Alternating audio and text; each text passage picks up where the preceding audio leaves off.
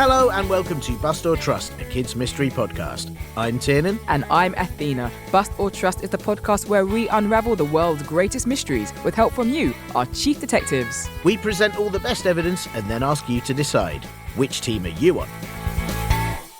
Are you a myth buster like me? Or are you a myth truster like me? We look into all sorts of strange stories from around the world. No mystery is too big for us. Like, why do grown-ups say if you eat your dessert first, then it spoils your appetite for dinner? What if your appetite is only for dessert? That is true. Maybe the trick is to only have dessert for dinner. Then by having dessert, you aren't spoiling your appetite. That is very, very smart. Anyway, we tell you at the end of the show just how to get in touch so you can let us know if you're on Team Buster or the best one, Team Truster. So, chief detectives, get ready to take notes and start putting together your case while we have a quick word with the grown-ups. Well, hello there, grown-ups. You already know that we depend on your support to keep making Bust or Trust, but we have some exciting news for supporters. If you subscribe and support Bust or Trust on Patreon or Apple Podcasts, you'll get access to weekly subscriber bonus episodes with extra evidence, ad-free listening, and early access to all our episodes. But there's more. You will now get a weekly newsletter full of fun facts, book recommendations, fun new words, and a monthly colouring poster to print at home featuring some of the weird and most wildest mysteries we've investigated. To support the show and get access to all these great goodies, just click subscribe in Apple Podcasts, subscribe to Patreon via Spotify, or visit patreon.com/Bust or Trust podcast. For more information, visit our website at bustortrust.com.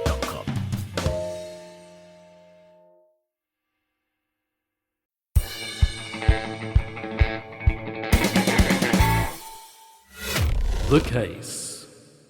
Athena, don't look now, but there's a creepy face on the floor and it just appeared out of nowhere. Really? Where? Just here, look. Or don't. Oh, I don't know, but it's really unsettling me. Those two beady eyes. What? These spots on the floor? They just look like dots to me. I can't see a face. There 100% is a little face there. And one over there too. And over there. And what's even more weird is that even after I've hoovered, they come back. It's just like this week's case of the Faces of Belmez, where haunting faces kept appearing in the concrete floor of a house in Spain. And even when they were removed, they would always return. Well, that is strange. Not the story. I mean you doing the hoovering. I've never seen that before, and I'm not sure I believe it. Well, I did it once, but that still definitely counts. I'm not so sure. And I'm also not sure about these Faces of Belmez either. But why don't we tell our chief detectives what we know? It all started in 1971 in Belmez de la Moraleda, or as it's more often known, just Belmez, a city in the south of Spain. On the 23rd of August that year, Maria Gomez Camara claimed that a human face appeared on her concrete floor. What was even more bizarre is that Maria's husband and their son destroyed the face using a pickaxe and new concrete was laid down. But the face just reappeared.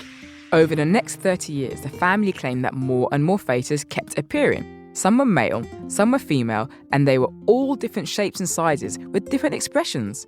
Many people think it's a hoax to help the Pereira family make money. There are others who think the faces are made by something paranormal, like ghosts or thoughtography, which is the idea that people can use their mind to make images appear on things. Whatever caused them, the house became a very, very popular tourist attraction. The house was advertised as La Casa de las Caras, which means the house with the faces, and a lot of people travelled all over the world to visit it and see the spooky images. The faces can still be seen there to this day. But what do you think, chief detectives? Do you think the Faces of Belmez were just a money-making hoax? Or is it a concrete example of a haunted ground? Ooh, the floor faces aren't impressed with your puns, Tiernan. I mean, that one's looking very upset. In which case, we'd better face the first piece of evidence. First piece of evidence. The first piece of evidence is the account of when the faces first appeared. Maria Gomez Camara noticed a stain appear on the kitchen floor of her home. Within a short space of time, the stain had grown and turned into the shape of a haunting face. Not only that, but it also seemed to move positions from where it had first appeared. Maria decided to scrub away the stain, but nothing would remove it.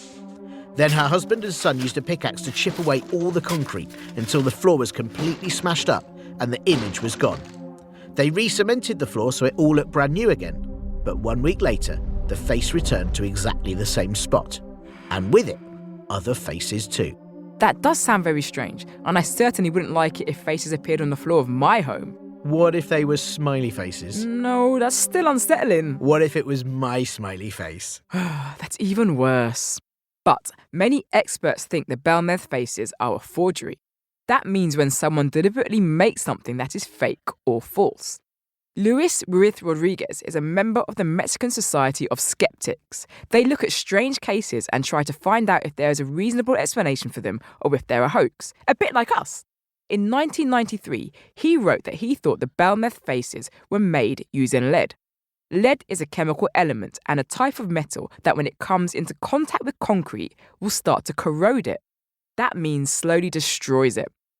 Ruiz Rodriguez thought it was lead that the Pereira family used to create the faces because it was an element usually found in common colours of paint. It's very easy to use and it corrodes the concrete in dark and difficult to see colours. So that might mean it would look more like the images appeared rather than were painted on. Members of the Spanish Skeptic Society used infrared light to look at the Belmez faces.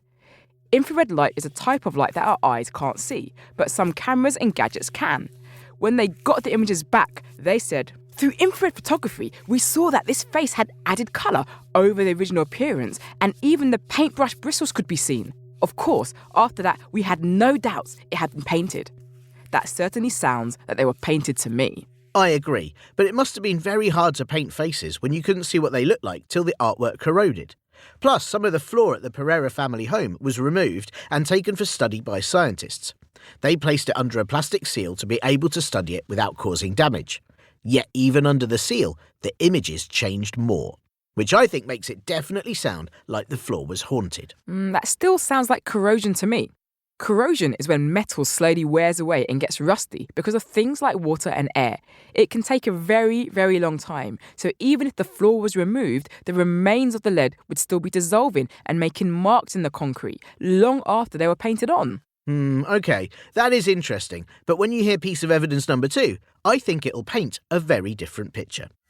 Second piece of evidence.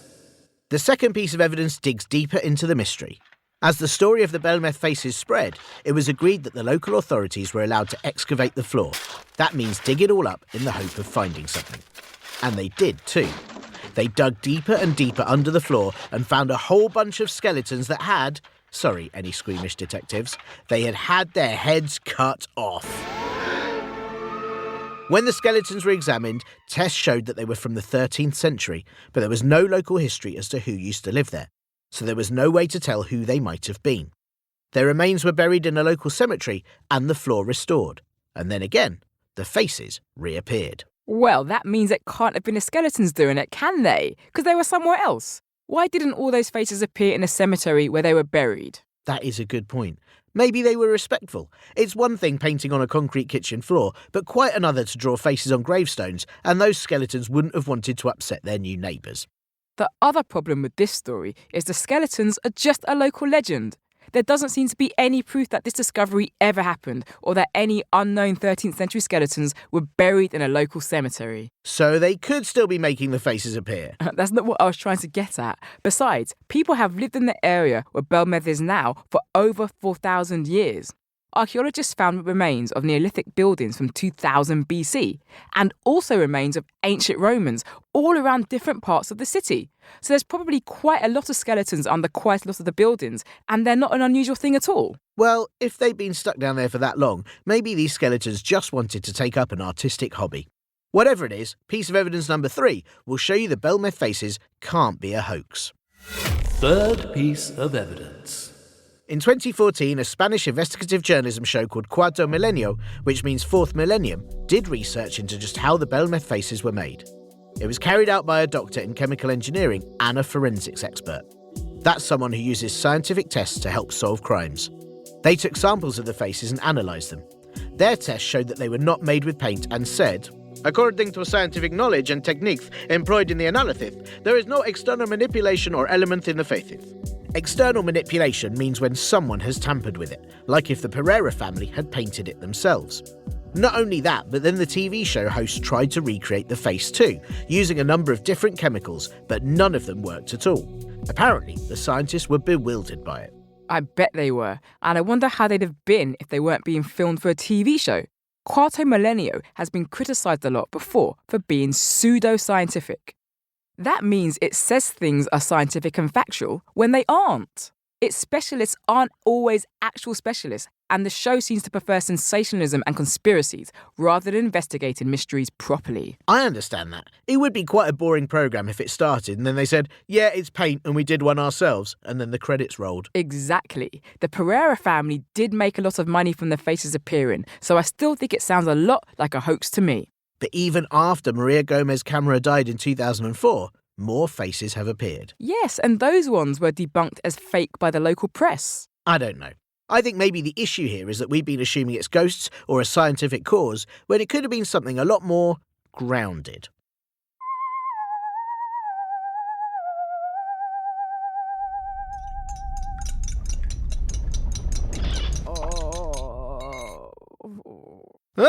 Where'd that strange noise come from?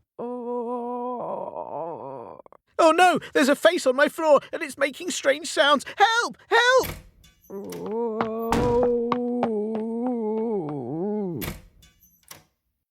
So, do you think you can do an exorcism and get rid of this ghost? I've never seen anything like it in my life. A face on a floor and it's talking. My goodness. This is terrible. You're being haunted by a very powerful ghost. Let me throw some holy water at it. Ah! Now it just looks angry. I will read my ancient chantings and banish it from your home. Yam, skram.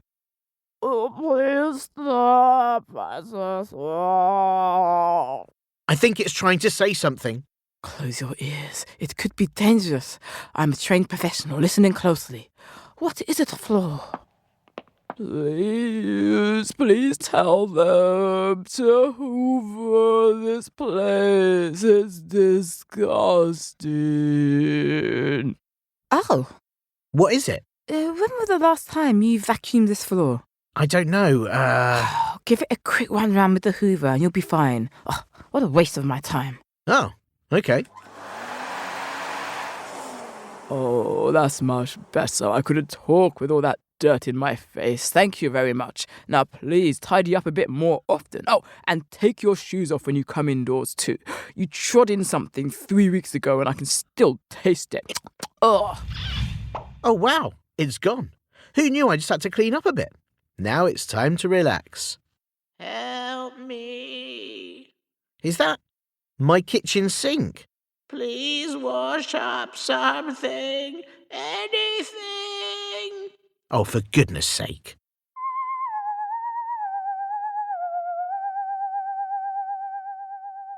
And that's why it's important to do the cleaning. Well, unless you want some more company. I'd quite like it if different bits of my home had a chat with me. Sure, but maybe only rooms like the kitchen or living room, and not the toilet. Ugh, no way.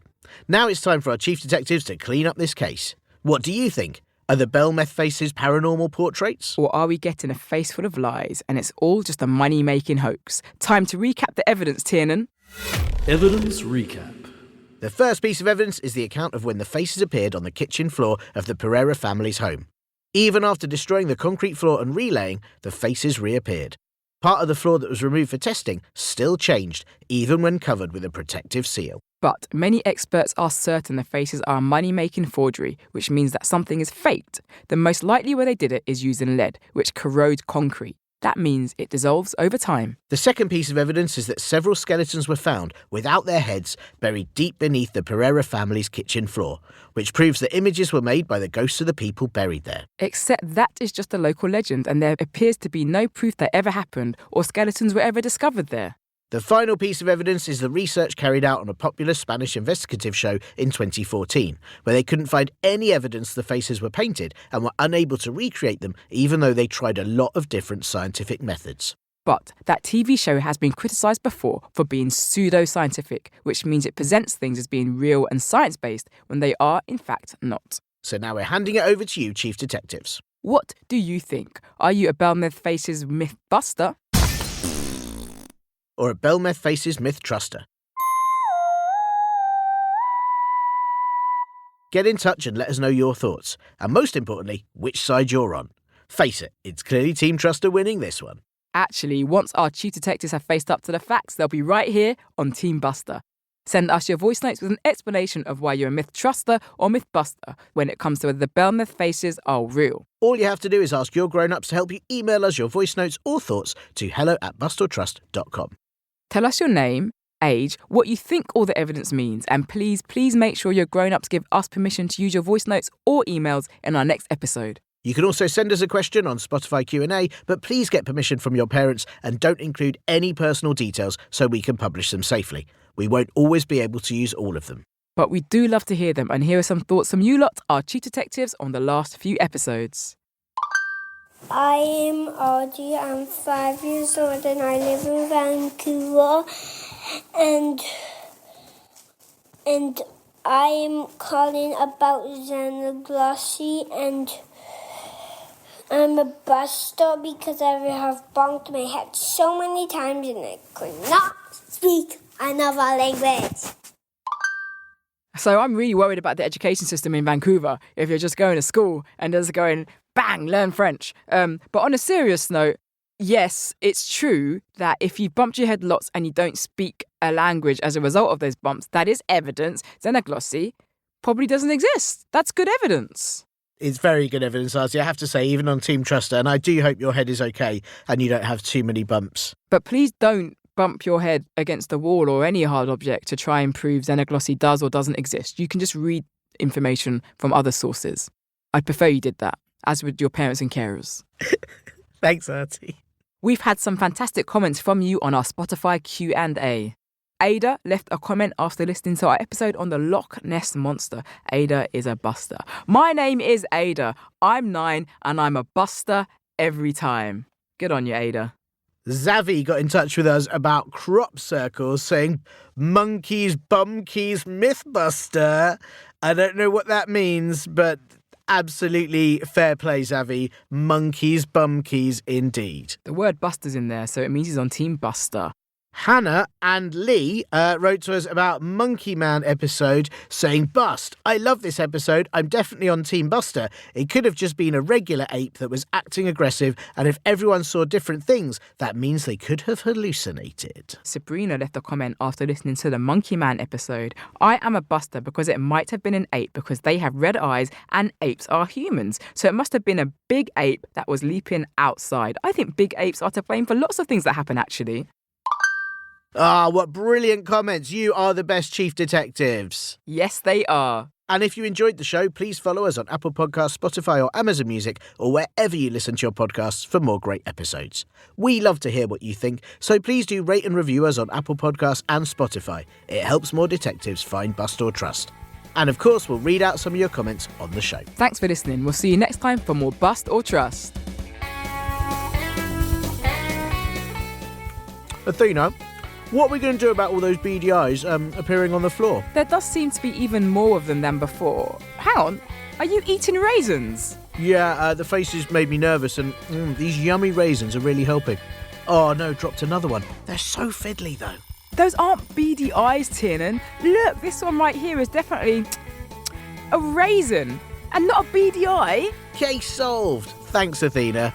Hang on, where did you pick up that raisin from? Oh, over by my chair. Yeah, I last ate raisins over that side of the room on, let me think, 2 weeks ago last Wednesday. Oh, beady eyes would have been much better. Yeah.